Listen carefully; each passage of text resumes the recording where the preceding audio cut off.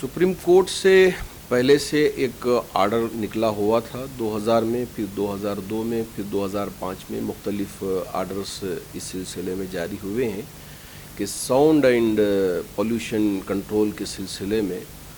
तो उसी को रखते हुए इस वक्त हमारी रियासत कर्नाटक की सरकार ने एक सर्कुलर जारी किया है कल ही। उस सिलसिले में हमने यहाँ के पुलिस महकमे से भी बात की है और हुकूमत के अफराद से भी बात की है। तो चूँकि उसमें लिखा हुआ है कि रात के 10 बजे से लेकर सुबह के 6 बजे तक किसी भी कौम के लिए लाउड स्पीकर का इस्तेमाल करना जायज़ नहीं है, ममनू है और इसको रोका गया है। ऐसे में अब चूँकि हमारी फजर की अज़ान सुबह 5 बजे या 5:30 बजे या 5:15 बजे जब होती है तो यहाँ मुश्किलात पेश आ सकती हैं। तो अब मुसलमानों को क्या फजर की अज़ान के लिए माइक का इस्तेमाल करना होगा या नहीं होगा, ये पहला सवाल। दूसरा सवाल ये है कि क्या मीनारों से हमको लाउड स्पीकर उतरवाना है, जैसे दूसरे स्टेट्स के अंदर हालात हमारे सामने आ रहे हैं। और तीसरा सवाल ये है कि क्या दूसरी जो 4 नमाज़ें हैं तो उनको माइक्रोफोन का इस्तेमाल करते हुए अज़ान उसमें दिया जा सकता है या नहीं। ये मुख्तलिफ सवालात हमारे सामने आ रहे हैं।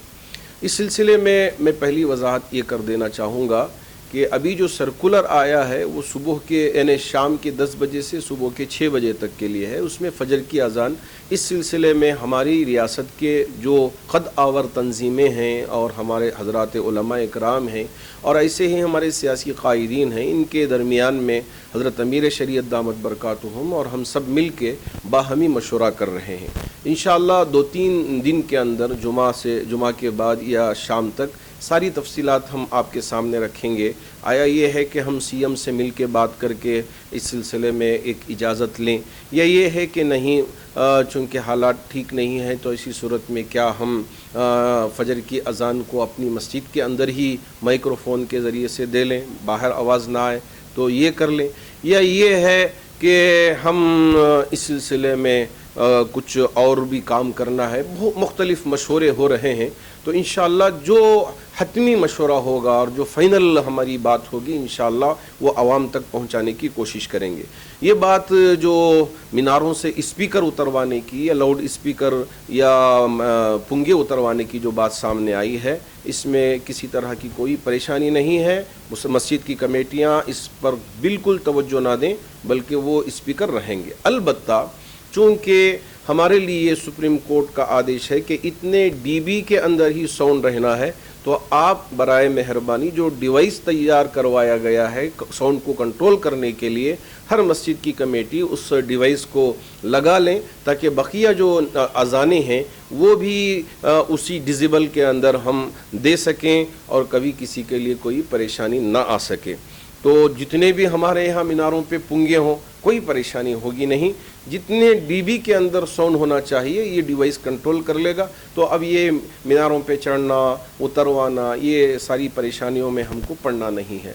इंशाअल्लाह हज़रात उलमा इकराम और हज़रत अमीर शरीयत दामत बरकातुहुम हमारी रियासत के सियासी लीडरान सब मिल के इस पर बाहमी मशवरे कर रहे हैं, तबादले ख्याल कर रहे हैं और हुकूमत के अफराद से भी बात कर रहे हैं। तो एक हतमी फ़ैसला होने के बाद इंशाअल्लाह हज़रत अमीर शरीयत दामत बरकातुहुम सब के सामने ऐलान फरमाएंगे। जब तक मसाजिद की कमेटियों से हमारी गुजारिश है कि आप इत्मीनान से रहें, कहीं कोई परेशान होने की ज़रूरत नहीं कि अभी से भाग दौड़ लगाएं कि कहाँ जाएं, हम कैसे परमिशन लें और क्या चीज़ें उसमें दाखिल करना है। इन सारी उलझनों में हरगिज़ न पड़ें, आप इत्मीनान के साथ अपने अपने मकामात पर रहें।